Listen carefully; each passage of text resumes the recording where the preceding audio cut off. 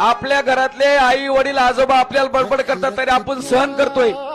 2, 4, 5 वर्षांनी परिस्थिती प्रत्येक गोरगरीब गाडे मालकाची नाजूक होणार आहे. जे 2 नंबर वाले आहेत, ज्यांच्याकडे प्रचंड पैसा आहे, ज्यांना साईड उत्पादन खूप आहे, घेऊ द्या ना 40 लाखाचा, 30 लाखाचा, 35 लाखाचा. गरिबांनी वाट्यात पैसे टाकून घ्या. ज्याला लय गाडा उडवायचा आहे त्याला उडू द्या. बरं मला प्रामाणिकपणे सांगा, कोण गाडा मालक आहे, फायनल सम्राट आहे, सुपर फायनल सम्राट आहे, तो पडला नाही.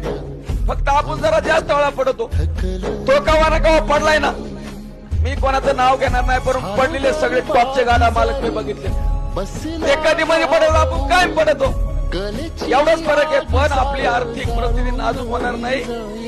ही गाड्या मालकांनी, शेतकऱ्यांनी दान ठोकर आपला रुपया कष्टाचा आहे. फक्त आपल्याला आजोबा पंजोबापासून आपली शर्यत आणि आपलं नाव टिकवायचे. बैलगाडा मी खूप वेळा